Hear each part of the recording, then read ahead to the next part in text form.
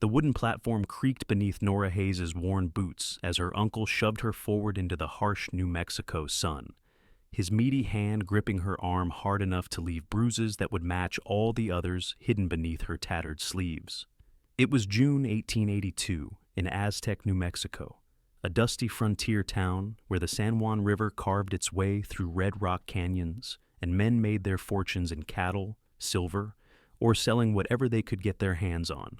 Nora had turned 18 just 3 months prior, and her uncle Silas had waited exactly 1 week after that birthday before announcing his intentions to auction her off like livestock to settle his gambling debts.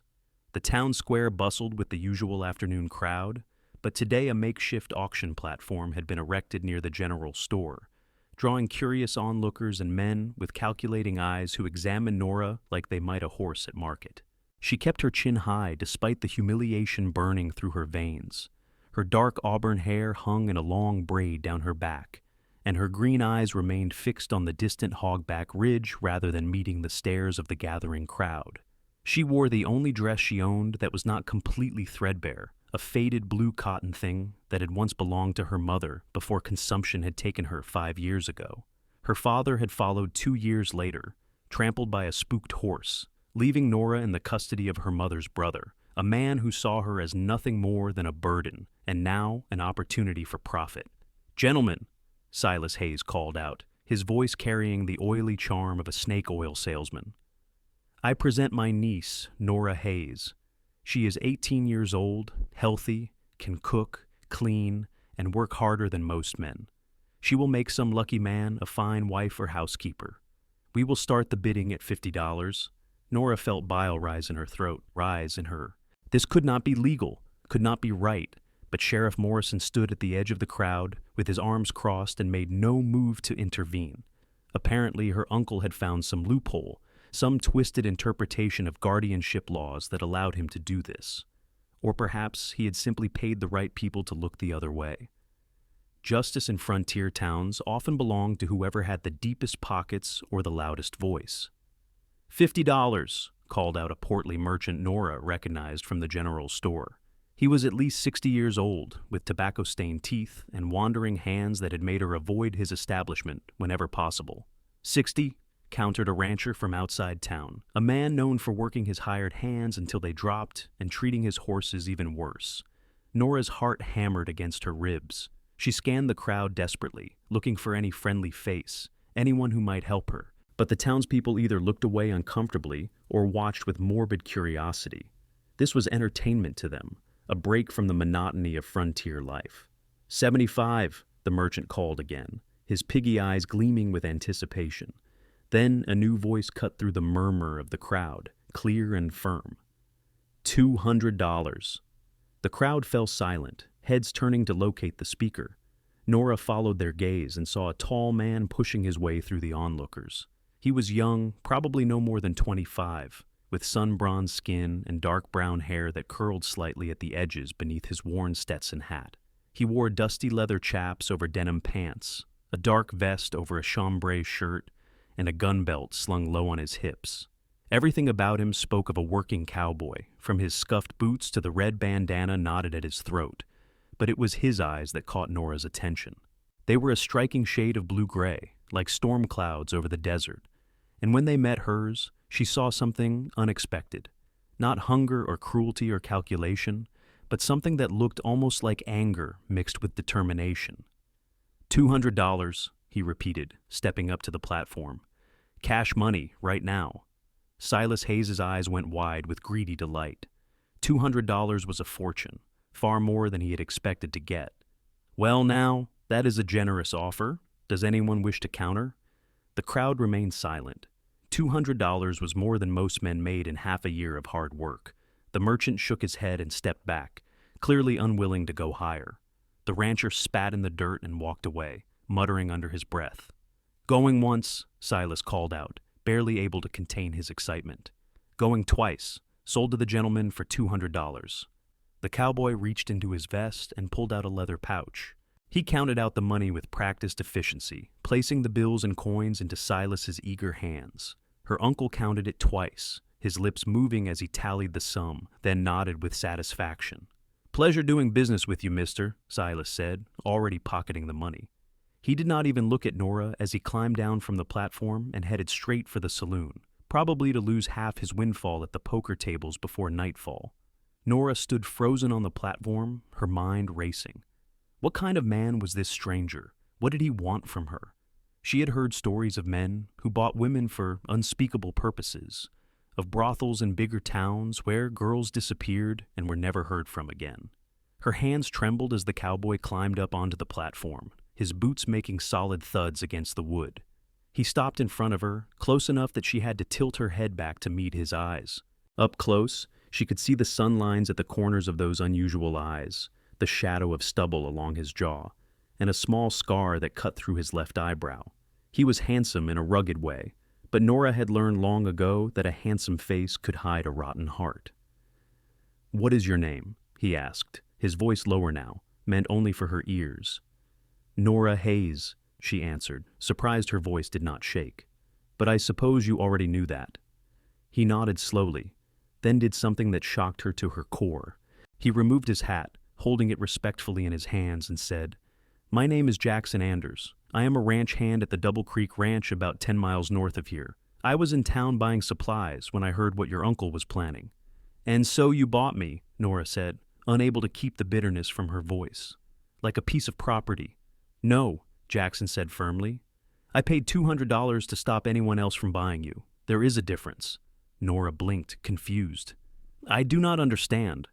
Jackson glanced around at the dispersing crowd, then looked back at her. "Is there somewhere we can talk privately? Not here, with everyone watching?" Nora hesitated. Everything in her screamed not to trust him, not to trust any man, especially one who had just participated in the degrading spectacle her uncle had orchestrated. But what choice did she have? Her uncle had made it clear she was no longer welcome in his home, and she had no money, no family, nowhere to go. At least if she talked with Jackson Anders, she might understand what he wanted from her. "There is a church at the end of the street," she said quietly. "Father Rodriguez usually keeps it unlocked during the day." "That will do fine," Jackson said. He held out his hand to help her down from the platform. Nora ignored it, climbing down on her own, her pride the only thing she had left to cling to. They walked side by side down the dusty main street of Aztec, past the general store and the telegraph office and the assayer's building. Curious eyes followed them, and Nora knew the gossip would be flying through town by supper time. Let them talk, she thought fiercely. Let them whisper about Silas Hayes' niece who got sold like a slave in the town square. Maybe some of them would feel ashamed of themselves for doing nothing to stop it. The church was a small adobe structure with a simple wooden cross above the door. True to Nora's word, the door swung open easily, revealing the cool, dim interior. Rows of rough-hewn pews faced a modest altar, and the air smelled of candle wax and old wood. Light filtered through two narrow windows, casting pale rectangles across the dirt floor. Jackson closed the door behind them, then turned to face Nora. In the softer light, his features seemed less harsh, more thoughtful. He twisted his hat in his hands, a nervous gesture that made him seem younger and somehow more human. "Miss Hayes," he began, then stopped and started again. "Nora, what your uncle did today was wrong. It was inhuman and cruel, and I am sorry you had to endure it." "But not so wrong that you did not participate," Nora pointed out, crossing her arms over her chest. "You gave him exactly what he wanted, $200 and me off his hands." "I know how it looks," Jackson said, his jaw tightening. "But if I had not bid, someone else would have." A harsh sound with no humor in it. "Men do not spend money like that for nothing. Everyone wants something." "Then I will tell you what I want," Jackson said, his voice calm but intense. "I want you to be free. I want you to have the choice your uncle took away from you. I want you to know that you do not belong to me or to anyone else. You belong to yourself." The words hung in the air between them. Nora stared at him, searching his face for any sign of deception, any hint that this was some elaborate game. But all she saw was sincerity and something else, something that looked like barely controlled rage, though not directed at her. "I do not believe you," she whispered, but even as she said it, she felt her certainty wavering. Jackson reached into his vest pocket and pulled out a folded piece of paper. He held it out to her. "This is a document I had drawn up by the town clerk just now. while your uncle was celebrating his windfall. It states that I purchased your guardianship from Silas Hayes for the sum of $200, and that I immediately and irrevocably release any claim to said guardianship. You are free, Nora, legally and truly free."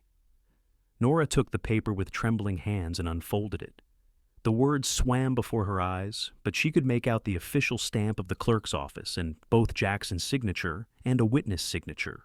Her throat tightened, and she felt the sting of tears she refused to shed. "But why?" she asked, her voice breaking despite her best efforts.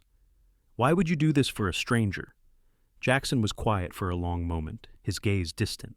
Finally he said, "I had a sister once, Caroline. She was 2 years younger than me, sweet and gentle, and saw the good in everyone.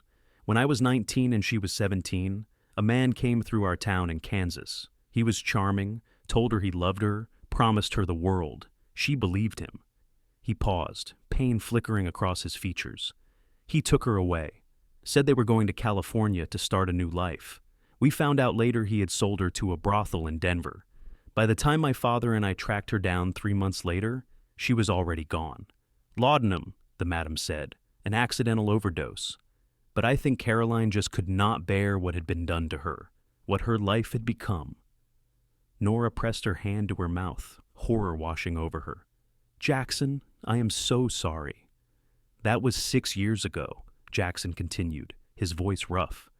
"I made a promise to Caroline's memory that if I ever had the chance to save someone from a similar fate, I would do it, no matter the cost. When I heard your uncle announcing his intention to auction you off, I went straight to the bank and withdrew every dollar I had saved over the past 3 years. $200 was everything I had in the world, and it was worth every penny to keep you out of the hands of men who would have used you and broken you." The tears Nora had been fighting spilled over, running hot down her cheeks. She had spent so long being hard, being tough, not letting anyone see her vulnerability.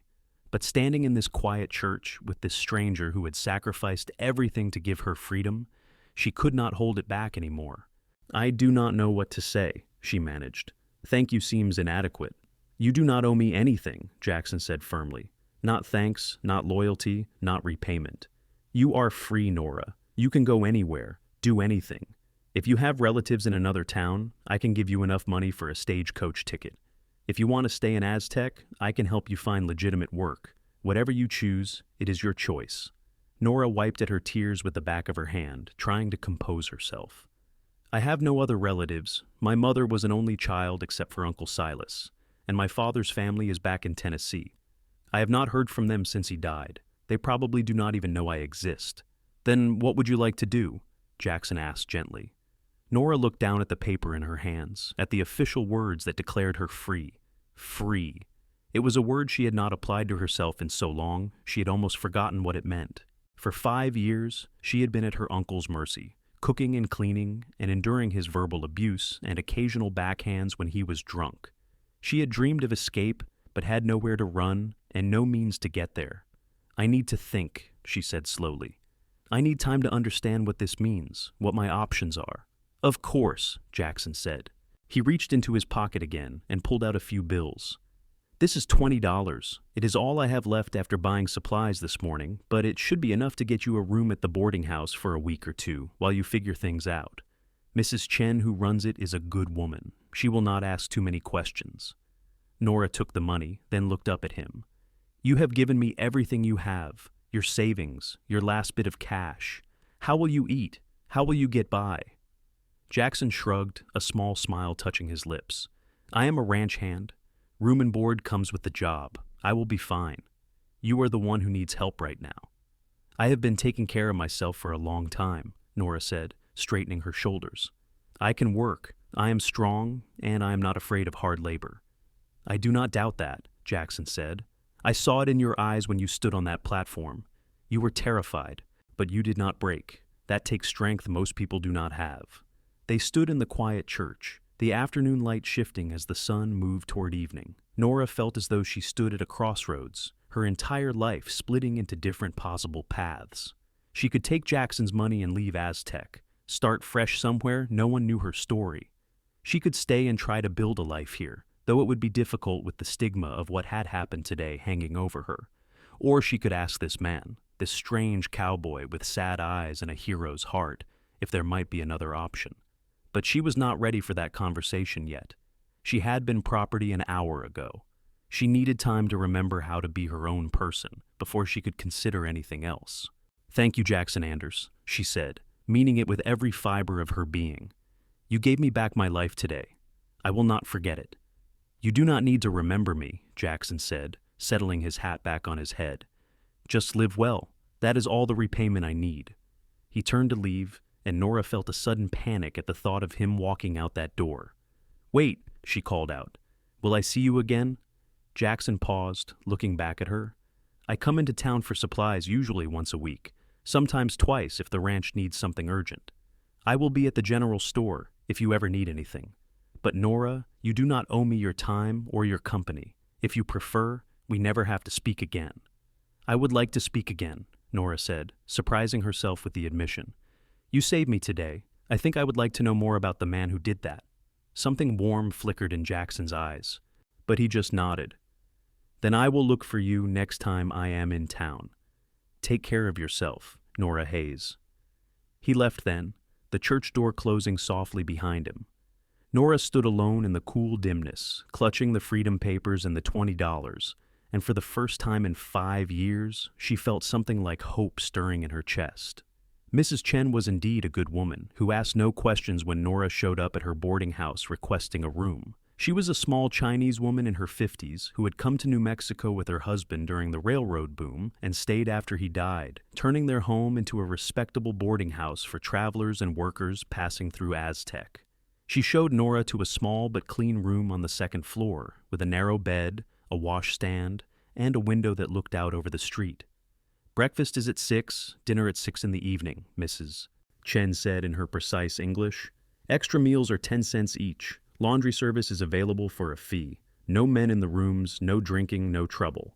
"I will not be any trouble," Nora assured her, "and I will pay for the full week in advance."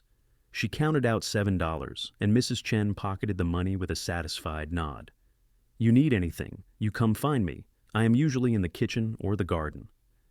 After Mrs. Chen left, Nora sat on the bed and took stock of her situation. She had $13 left, a week of lodging, and her freedom. She needed to find work, and quickly. The money would not last long, and she refused to be dependent on charity or luck.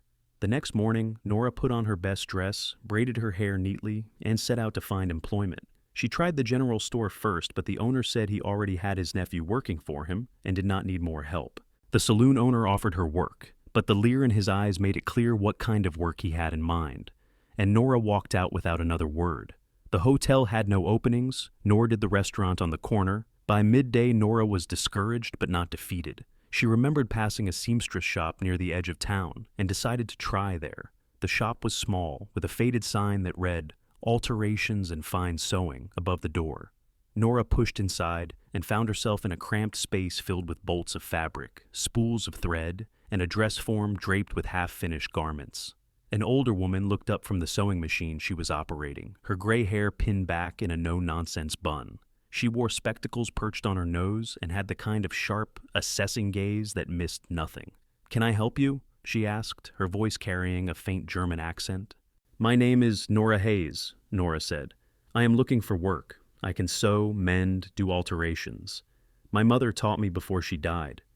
The woman set down the fabric she had been working on and stood, walking around Nora in a slow circle, studying her. "Show me your hands." Nora held out her hands. They were not soft, not by any means. Years of hard work had left them rough and calloused, but her fingers were nimble, and her nails, though short, were clean. "Can you do buttonholes?" the woman asked. "Yes, madam." "French seams?" "Yes, madam." "What about embroidery? Can you do decorative work?" "I can," Nora said. "My mother was particularly skilled at it, and she taught me well." The woman nodded slowly, then gestured to a chair in the corner. "Sit. There is a basket of mending beside the chair. Show me what you can do." Nora sat and picked up the first item in the basket, a man's shirt with a torn sleeve. She threaded a needle with practiced ease and set to work, her stitches small and even, repairing the tear so skillfully it was almost invisible. The woman watched her work for several minutes, then returned to her own sewing machine. They worked in silence for over an hour. Nora finished the shirt and moved on to a dress that needed hemming, then a pair of trousers with a ripped seam. She lost herself in the familiar rhythm of the work, finding comfort in the simple act of creating order from damage. Finally, the woman spoke. "My name is Greta Hoffman. I have run this shop for 12 years, since my husband died, and left me needing to support myself. I could use help. The work has been getting to be too much for my eyes and my hands these past months." Nora looked up, hope flaring in her chest.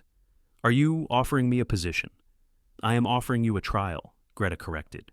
2 weeks. I will pay you 50 cents a day, 6 days a week. You work hard, you do good work. We will make it permanent and talk about better wages. You slack off or do sloppy work. You go find employment elsewhere. Understood?" "Understood," Nora said, unable to keep the relief from her voice.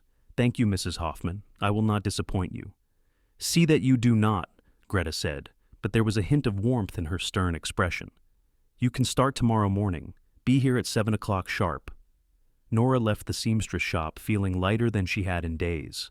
$3 a week was not much, but it would be enough to pay for her room and meals with a little left over to save. More importantly, it was honest work that she was good at, and it gave her a purpose, a reason to get up each morning.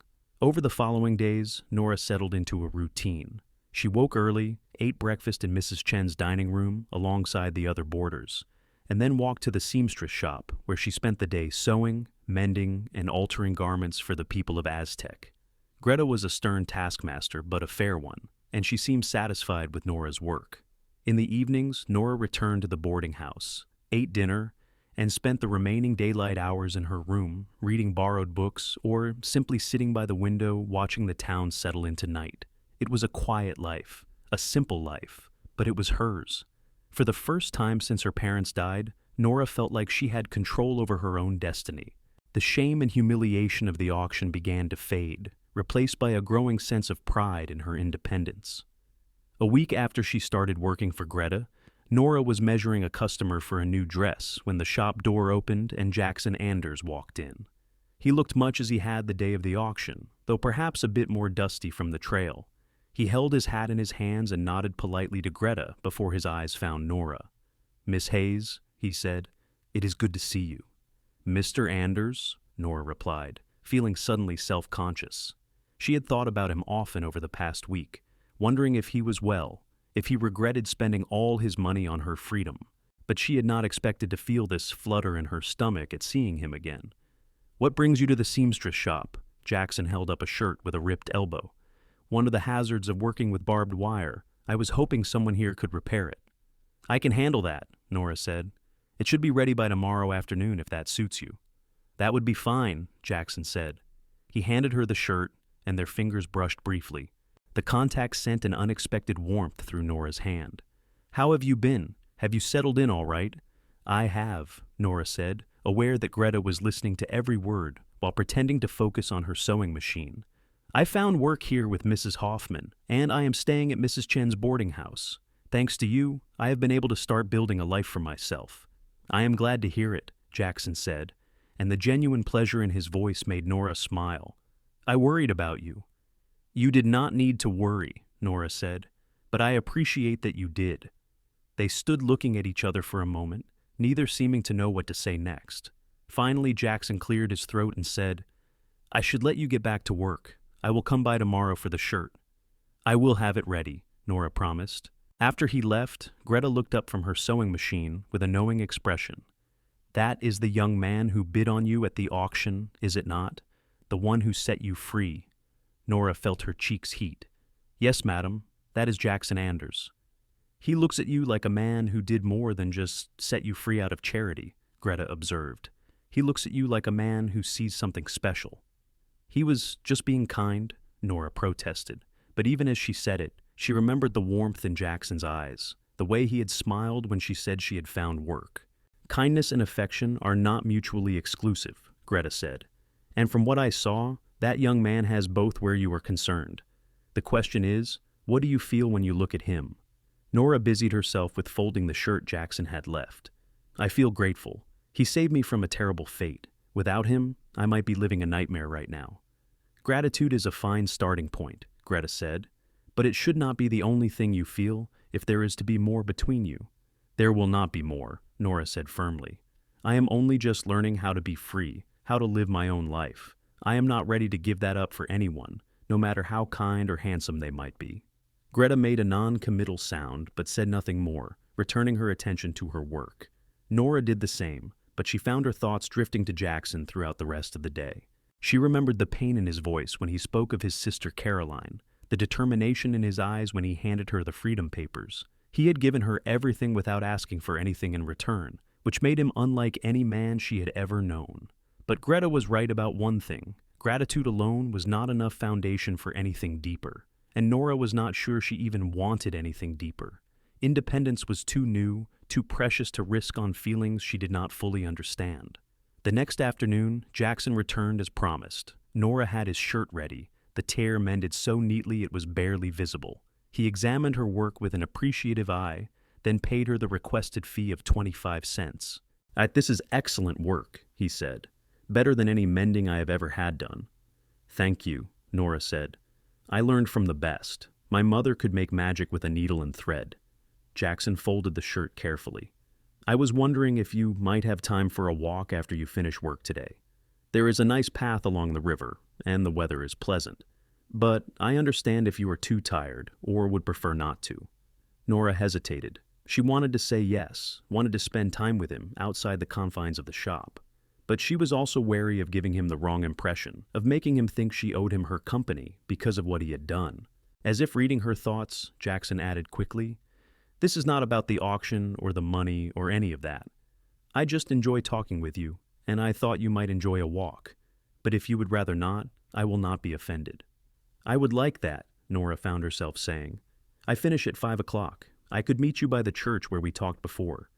Jackson's face lit up with a smile that transformed his usually serious expression. That sounds perfect. I will see you at 5. After he left, Nora tried to focus on her work, but her mind kept wandering to the upcoming walk. She told herself it was just two people talking, nothing more. Friends could go for walks together. It did not have to mean anything beyond that. At 5 o'clock, Nora said goodbye to Greta and walked to the church. Jackson was already there, leaning against the adobe wall with his hat tipped back. He straightened when he saw her approaching, and they fell into step together, heading toward the path that ran alongside the San Juan River. The late afternoon sun painted the red rock cliffs in shades of orange and gold. The river gurgled past, its waters low this late in the summer, but still providing a pleasant soundtrack to their walk. They passed a few other people, mostly families enjoying the cooler evening air, but found themselves mostly alone on the path. Tell me about the ranch where you work, Nora said, wanting to break the comfortable silence. What is it like? The Double Creek Ranch belongs to a man named Thomas Webb, Jackson explained. He runs about 500 head of cattle and has 8 hired hands, including me. The work is hard but honest.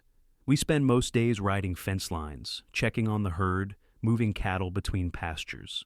During roundup and branding season, we barely sleep for weeks. But Mr. Webb is fair, pays on time, and does not work us any harder than he works himself.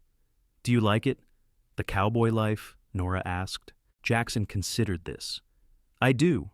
I like being outside, working with the horses and cattle. I like the simplicity of it. When you are a cowboy, your problems are straightforward. A fence is down, you fix it. A cow is sick, you doctor it. A horse needs breaking, you break it. It is nothing like the complications of regular society. I can understand that appeal, Nora said, though I imagine it is lonely at times, being out on the range. It can be, Jackson admitted. Most of the hands are good men, but they keep to themselves for the most part. We all have our reasons for choosing this life, and not all of those reasons are happy ones. Like you, Nora said gently. You are out here because of what happened to your sister. Jackson nodded. After we buried Caroline, I could not stay in Kansas. Everything reminded me of her, of what I had failed to protect her from.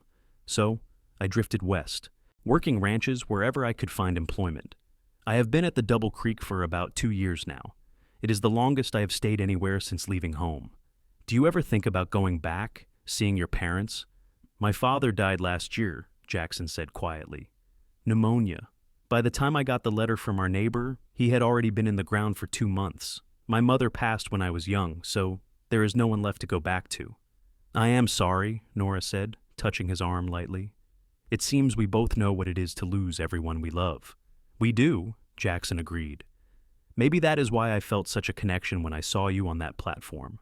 I saw someone who was alone in the world, just like me, and I could not bear to let you fall into the hands of people who would hurt you. They walked in silence for a while, following the bend of the river. Nora thought about loneliness, about how it could drive a person to make dramatic gestures like spending every penny they had to save a stranger. She thought about her own loneliness, the years spent living with her uncle but feeling utterly alone, having no one to talk to or confide in. I want to be honest with you about something, Nora said finally. I like talking with you, Jackson. I like spending time with you, but I need you to understand that I am not ready for anything beyond friendship. I am only just learning how to be my own person, to make my own choices. I do not want to trade one form of dependency for another, even if the latter would be much more pleasant. Jackson stopped walking and turned to face her, his expression serious but understanding. I appreciate your honesty, Nora, and I want you to know that I have no expectations of you, none. When I set you free, I meant it completely. If all we ever are is friends, that is more than enough for me. Your happiness and independence are what matter. You say that now, Nora said, searching his face. But what if your feelings change? What if friendship is not enough for you someday? Then that will be my burden to bear, not yours, Jackson said firmly. You do not owe me romantic feelings just because I helped you. That would make a mockery of the freedom I tried to give you. The sincerity in his voice, the steadiness of his gaze, convinced Nora that he meant every word. She felt some of the tension leave her shoulders. Then I would very much like to be your friend, Jackson Anders. And I would be honored to be yours, Nora Hayes, Jackson said with a small smile. They continued their walk, the conversation turning to lighter topics. Jackson told her funny stories about mishaps on the ranch, like the time a spooked cow had chased one of the hands up a tree and kept him there for 3 hours. Nora shared memories of her mother, the good times before illness had taken her, the songs she used to sing while sewing, and the stories she would tell. By the time they walked back into town, the sun had set, and the first stars were appearing in the darkening sky. Jackson walked Nora to the boarding house, tipping his hat politely when they reached the door.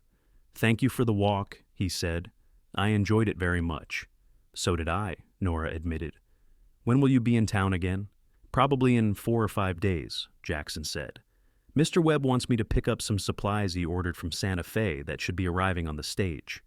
"Maybe we could take another walk then," Nora suggested, "if you would like to."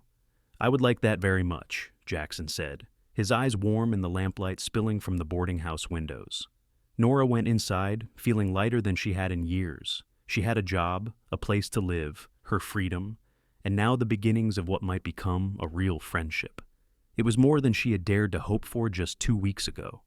Over the following months, Nora and Jackson fell into a pattern. He would come to town every few days for supplies or errands, and they would take walks together, talking about everything and nothing. Jackson told her about his childhood in Kansas, about learning to ride before he could properly walk, about his father teaching him to rope cattle, and his sister teaching him to dance. Nora shared her own memories, the good and the bad, and found that talking about her parents and her difficult years with her uncle helped heal some of the old wounds. Their friendship deepened naturally, without pressure or expectation. Jackson never pushed for more than Nora was willing to give, and Nora found herself looking forward to his visits with an eagerness that surprised her. He made her laugh with his dry humor and impressed her with his quiet competence. He listened when she talked about her dreams of maybe someday having her own seamstress shop, and he shared his own hopes of eventually saving enough to buy a small piece of land and run his own modest ranch. Greta watched their developing friendship with approval. "That young man is good for you," she observed one day in late September. "You smile more when he has been in town." "He is a good friend," Nora said, focusing intently on the hem she was sewing. "A good friend who looks at you like you hung the moon and stars," Greta said with a knowing smile. "And unless I am very much mistaken, you look at him the same way when you think no one is watching." Nora set down her sewing, considering this. Over the past 3 months, her feelings for Jackson had evolved from gratitude to friendship, to something deeper that she was hesitant to name. She found herself thinking about him at odd moments throughout the day, remembering something he said that made her laugh, or the way his eyes crinkled at the corners when he smiled, or how gentle his hands were when he helped her over rough terrain on their walks. But admitting she had feelings for him felt dangerous, like opening a door she might not be able to close again. What if she gave her heart to him, and he changed, became someone different? What if the kindness and respect he showed her now disappeared once he had what he wanted? As if sensing her thoughts, Greta said gently, "Not all men are like your uncle, child. Some men are genuinely good, genuinely kind. From what I have seen, Jackson Anders is one of them." "I know that in my head," Nora admitted, "but my heart is still learning to trust." "Then let it learn at its own pace," Greta advised. "But do not close yourself off to the possibility of happiness because you are afraid. Fear is a poor companion for life." That evening, when Jackson came to collect Nora for their usual walk, she found herself studying him with new eyes. He was handsome, yes, but it was more than that. There was a steadiness to him, a reliability that made her feel safe in a way she had not felt since her father died. He treated her with respect, valued her opinions, and never made her feel less than his equal.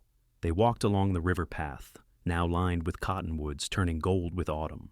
The air had a crisp edge to it, a promise of the cold months to come. "I have been thinking," Jackson said as they walked. "Winter is coming, and the ranch work will slow down considerably. Mr. Webb usually keeps just a skeleton crew during the coldest months. I was planning to ask if I could stay on, maybe take reduced wages in exchange for room and board, but there is another option." "What option is that?" Nora asked. "There is a ranch down near Roswell that is looking for experienced hands. The pay is better, and the foreman is an old friend of mine from my Kansas days. He wrote to me a few weeks ago, asking if I would consider coming down there for the winter and into spring." Nora felt her stomach drop. "Roswell. That is over 100 miles from here." "Closer to 150, Jackson said. He stopped walking and turned to face her. "Which is why I have not given him an answer yet. Because leaving Aztec would mean not seeing you for months, and I find that prospect more difficult than I care to admit." Nora's heart hammered in her chest. "Jackson, I know what we said about being friends," Jackson continued, his voice low and earnest. "And I have tried my best to honor that, to not push for anything more. But Nora, I need you to know that what I feel for you goes beyond friendship. You are the first thing I think about when I wake up and the last thing on my mind before I sleep. I care about you more than I have ever cared about anyone." "Do not," Nora whispered, though she was not sure if she was asking him not to say the words or not to feel the feelings. "I am not asking you to feel the same way," Jackson said quickly. "And I will respect whatever you decide, whatever you want. But before I make a decision about Roswell, I need to know if there is any chance that someday you might feel more for me than friendship. Because if there is even the smallest possibility, I would rather stay here and wait, no matter how long it takes." Nora closed her eyes, feeling tears prick behind her lids. This was what she had been afraid of. This moment when she would have to choose between the safety of her independence and the risk of opening her heart. But as she stood there in the autumn twilight, she realized something important. Her fear was not really about Jackson. It was about her own past, her own pain. And if she let that fear control her, she would be giving her uncle and all the hurt he caused a power over her future that he did not deserve. She opened her eyes and looked at Jackson, really looked at him, at the hope and vulnerability in his expression, the way he held himself so carefully, as if bracing for rejection.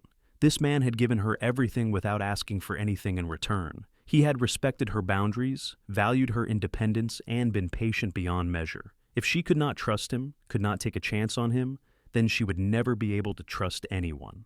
"There is more than a chance," she said softly. "Jackson, I have been falling for you for weeks now, maybe months. I was just too scared to admit it, even to myself." The transformation in Jackson's expression was like watching the sun break through storm clouds. "Nora, do you mean that?" "I mean it," she said, and felt the truth of the words settle into her bones. "I care about you, Jackson Anders. I think I might even love you, though that terrifies me." "It terrifies me too," Jackson admitted. "I have not let myself care about anyone since Caroline died. It hurt too much to lose her. But with you, the fear of not having you in my life is greater than the fear of losing you someday." He reached out slowly, giving her time to pull away if she wanted. When she did not, He cupped her face gently in his hands, his rough palms warm against her skin. "Can I kiss you?" Nora nodded, not trusting her voice.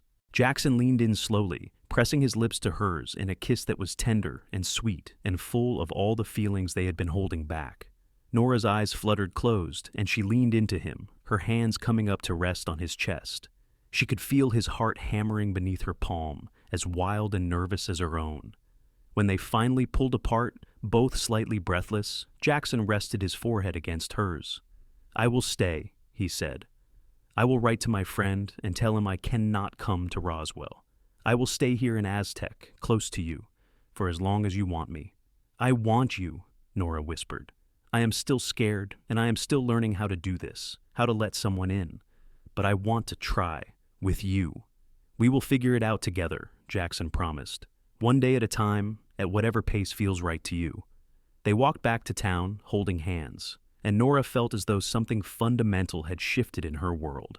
She was still herself, still independent and free, but now she was also part of something bigger. She was someone who was loved and who loved in return, and that did not diminish her freedom. If anything, it made it sweeter, knowing she had chosen this, chosen him, of her own free will.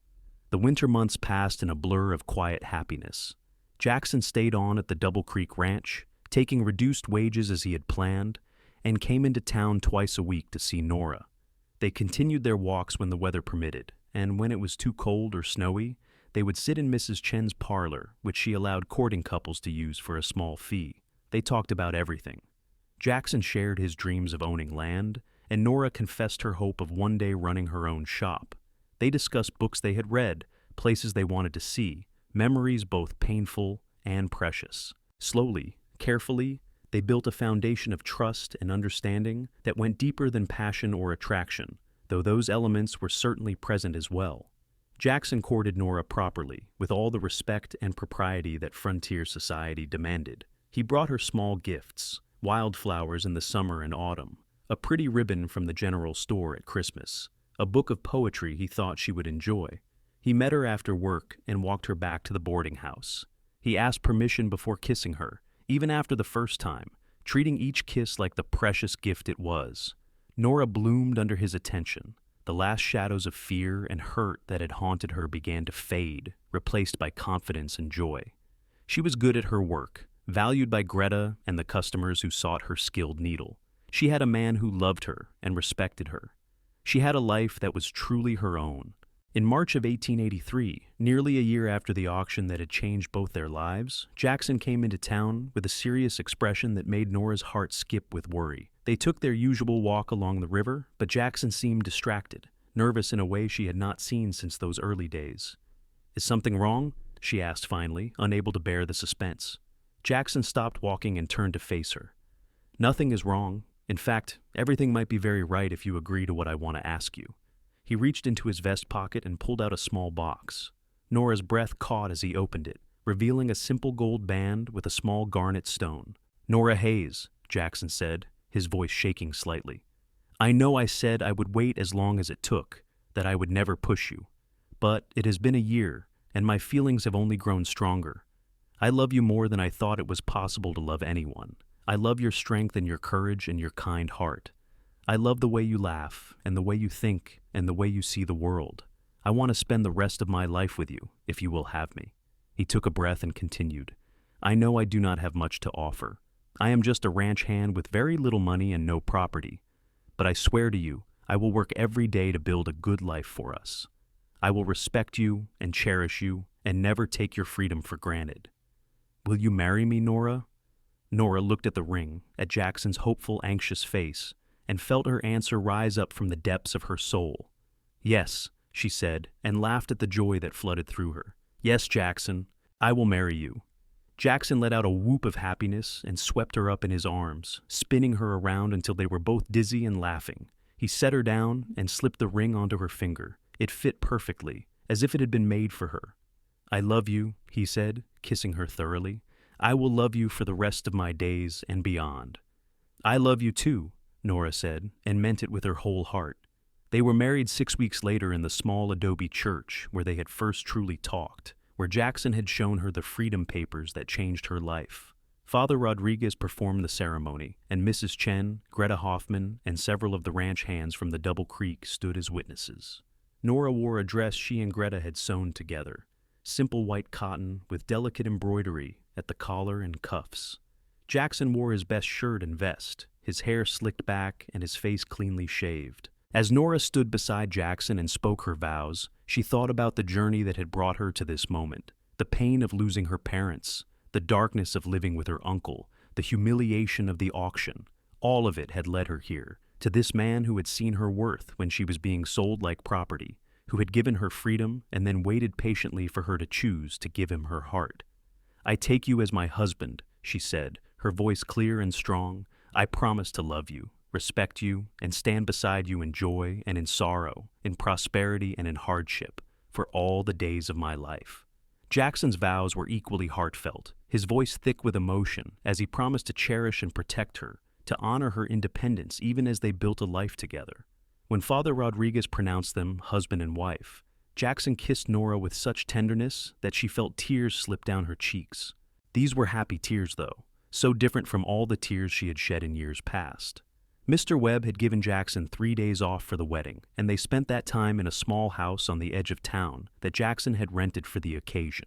It was not much, just 2 rooms and a kitchen, but it felt like a palace to Nora. For the first time in her life, she had a home that was truly hers, shared with someone who loved her. On their wedding night, Jackson was gentle and patient, mindful of Nora's nervousness. "We do not have to do anything you are not ready for," he assured her. "We have the rest of our lives." But Nora wanted this, wanted to be close to him in every way. "I am ready," she said. "I trust you, Jackson." And she did trust him, completely. He made love to her with such care and reverence that Nora felt cherished in a way she had never experienced. Afterward, they lay tangled together in the narrow bed, Jackson's arms around her and Nora's head on his chest, listening to the steady beat of his heart. "Are you happy?" he asked softly, his fingers trailing through her loose hair. "Happier than I ever imagined I could be," Nora answered honestly. "You gave me my life back, Jackson. First my freedom, and then you showed me that I could be loved and still be myself. I will never be able to thank you enough." "You do not need to thank me," Jackson said. "You are my wife now. We thank each other by building a good life together." And that is what they set about doing.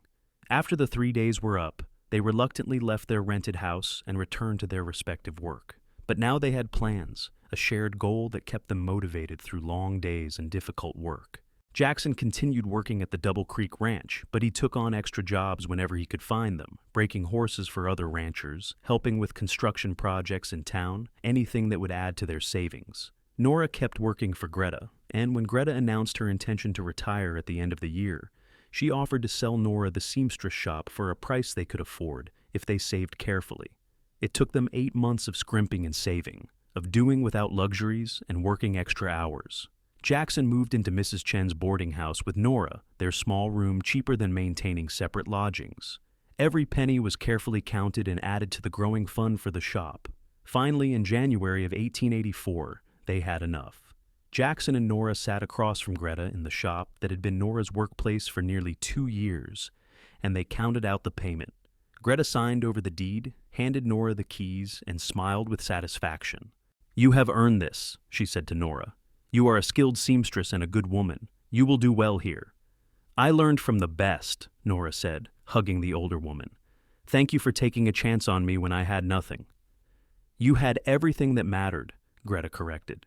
"You had determination and skill and the will to build a better life. The rest was just details." With the shop now theirs, Nora and Jackson began to plan for the future.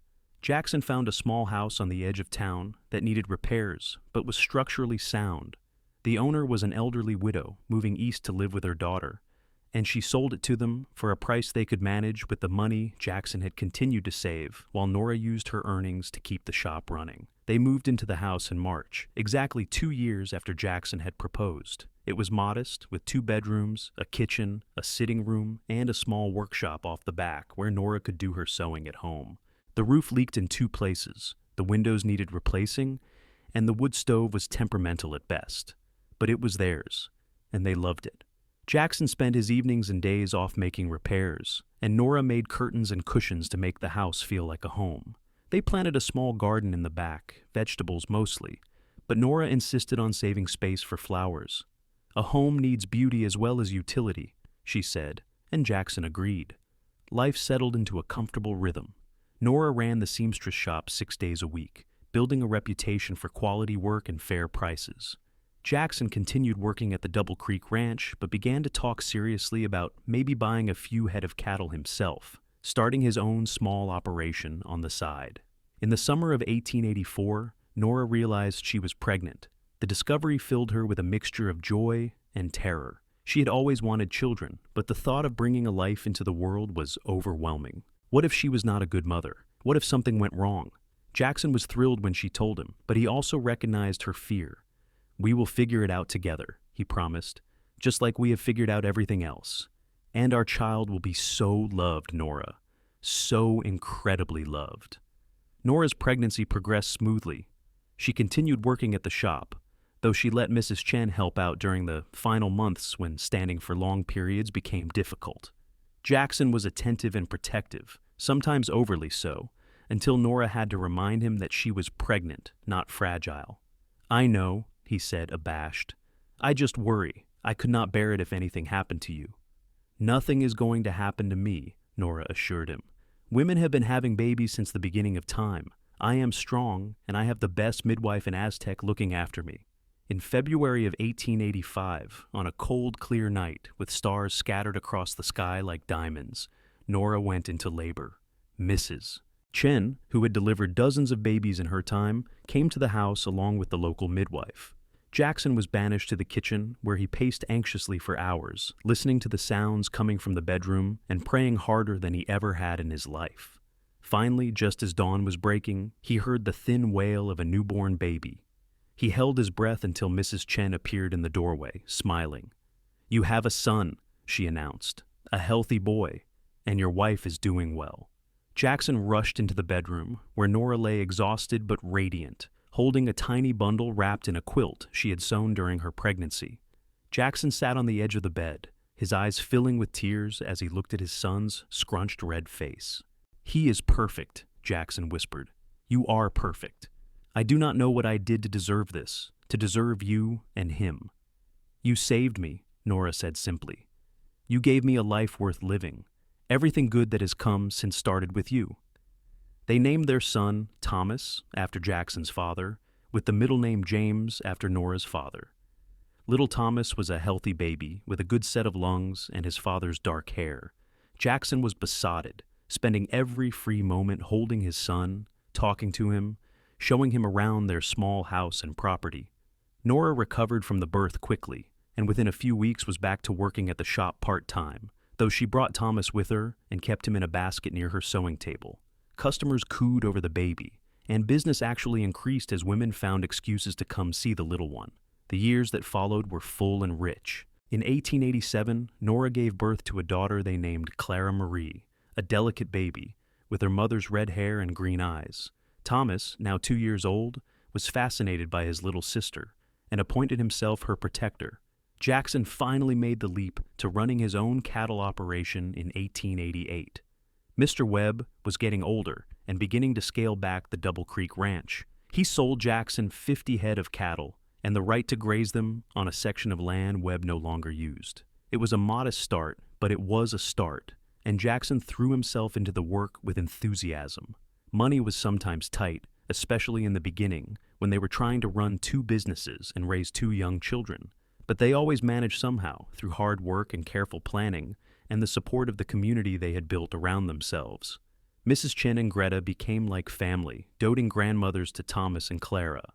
The ranch hands from the Double Creek would stop by to visit, bringing small gifts for the children, or offering to help Jackson with repairs around the house. Father Rodriguez baptized both children and presided over Sunday services that the Anders family rarely missed.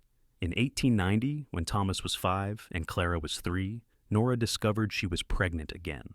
This time, she was less afraid, more confident in her ability to bring a child into the world and raise it well. Their 3rd child, a son they named Robert, was born in the winter of 1891, completing their family. Jackson's cattle operation grew slowly but steadily. By 1892, he had increased his herd to over 100 head and had hired 2 young men to help him manage them. The work was demanding, but it was his own, and the pride he took in it showed in everything he did. Nora's seamstress shop continued to thrive. She had hired 2 young women to help with the increased demand, training them the way Greta had trained her. She took particular satisfaction in employing women who needed a chance, who were struggling to support themselves or their families. She never forgot what it felt like to be desperate and alone.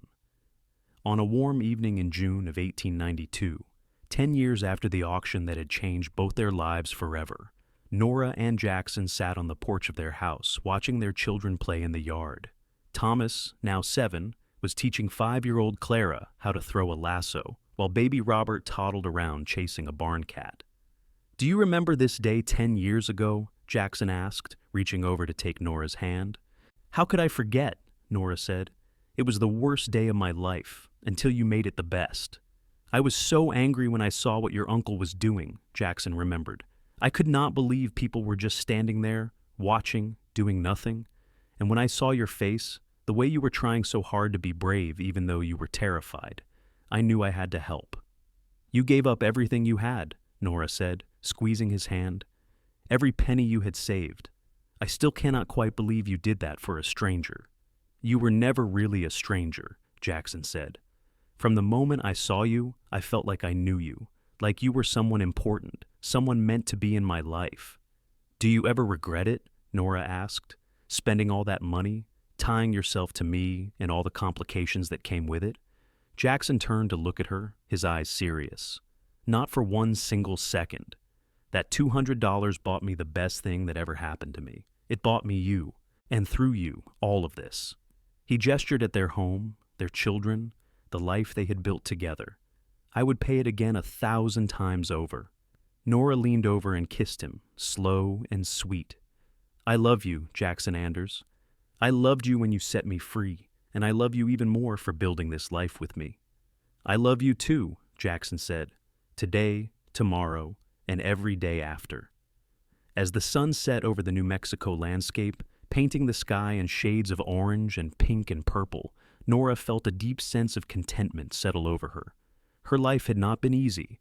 She had known loss and pain and humiliation, but she had also known love, real and true and lasting. She had known freedom and the joy of choosing her own path. She had known the satisfaction of building something meaningful with her own 2 hands. She thought about the girl she had been 10 years ago, standing on that platform with her chin up and terror in her heart. If she could go back and tell that girl what the future held, all the good things waiting just beyond the horizon, she wondered if that girl would believe her. But then again, that girl had been strong enough to survive the worst day of her life, and brave enough to trust the cowboy who set her free. She had always had the strength inside her. Jackson had just helped her find it. The children's laughter rang out across the yard as Thomas successfully lassoed a fence post and Clara clapped in delight. Robert abandoned his pursuit of the cat and toddled over to his parents, climbing into Jackson's lap with the confidence of a child who had never known anything but love. Nora looked at her family, her home, her life, and felt grateful for every twist of fate that had led her here. The auction had been meant to destroy her, to strip away her dignity and autonomy, but instead, it had brought her to Jackson, and Jackson had given her the greatest gift imaginable. Not just freedom, though that would have been enough, but the knowledge that she was worthy of love, capable of building a good life, strong enough to overcome anything. He had given her the chance to choose her own destiny, and she had chosen this. Chosen him, chosen their family, chosen happiness.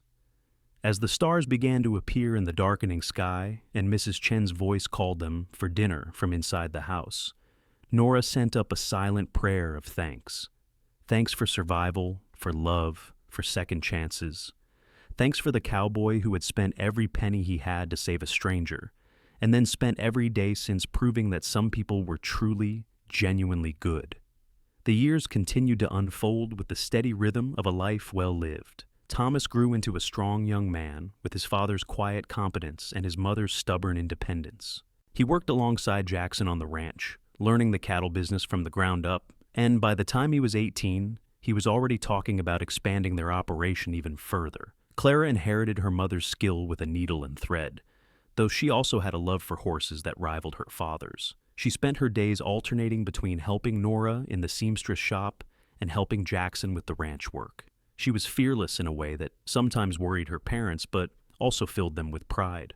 Robert, the youngest, was the scholar of the family. He loved books and learning, and Father Rodriguez took him under his wing, teaching him Latin and mathematics and history. There was talk of Robert perhaps becoming a teacher or even a lawyer someday.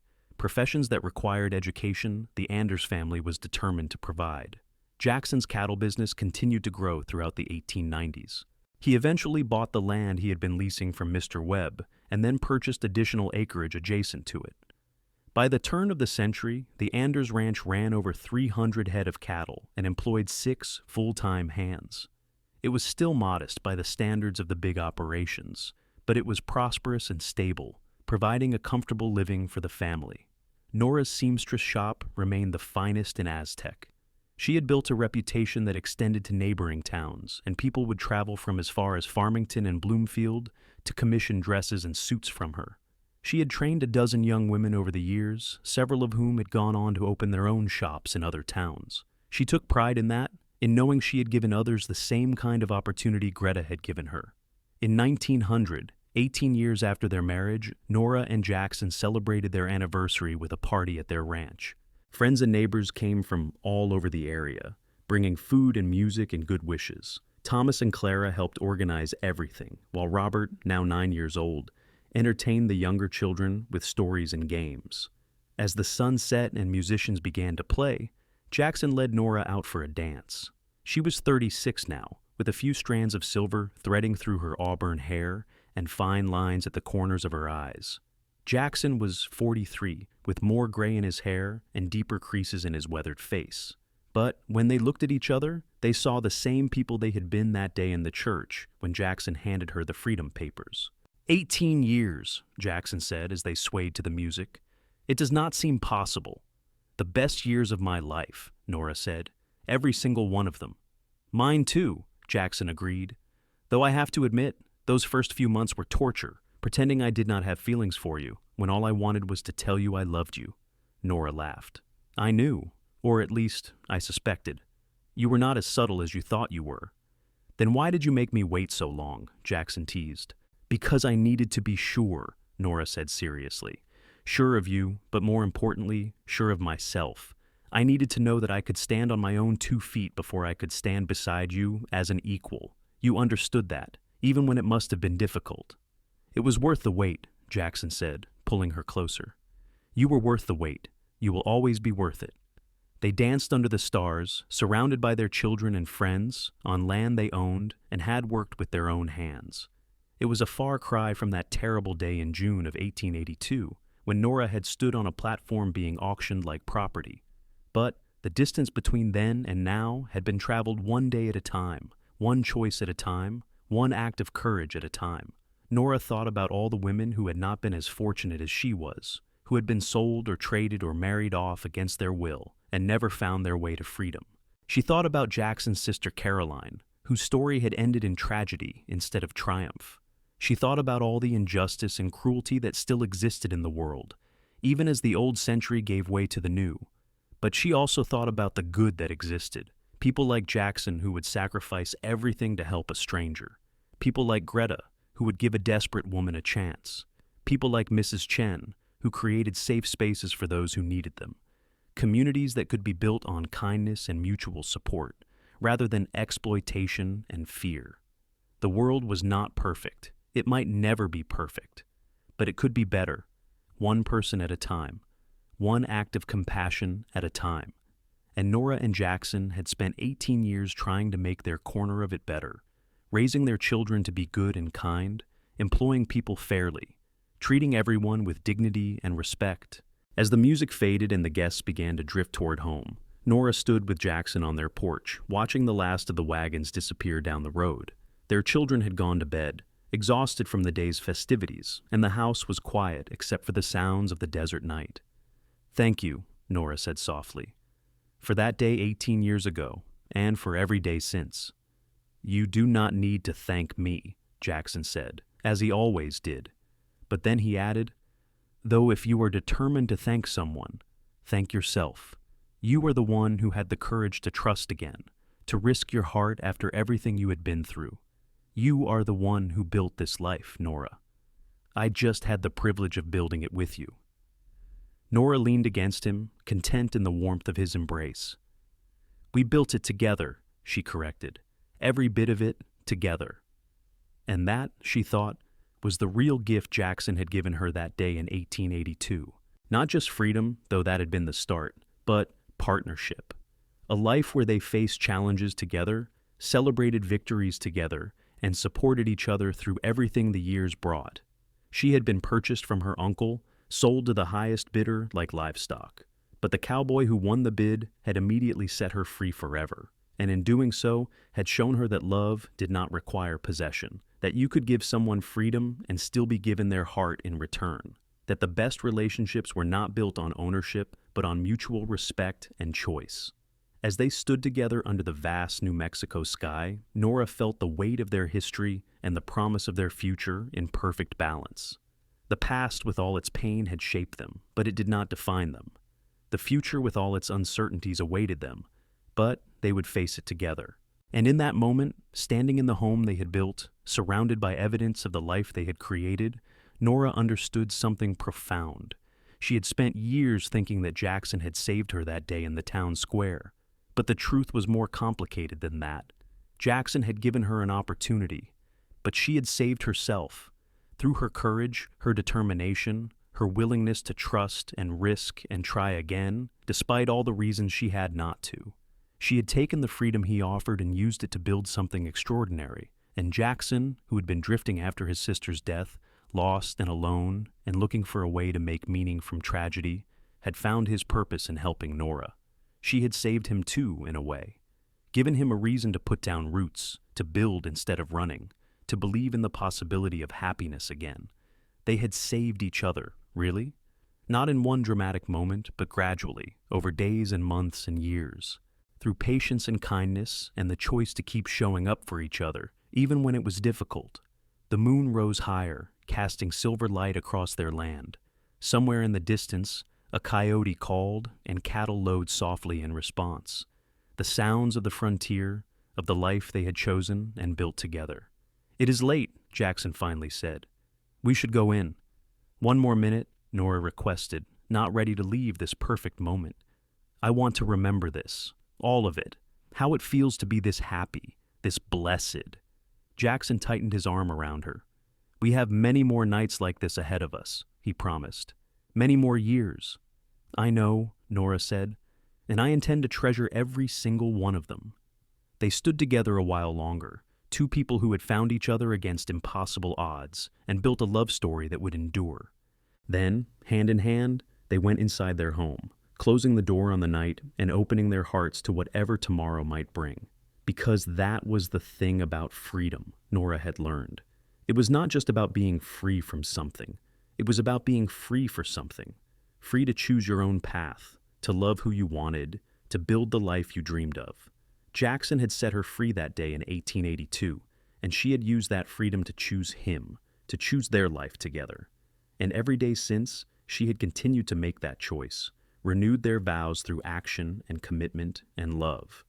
In the years that followed, their children grew and started families of their own.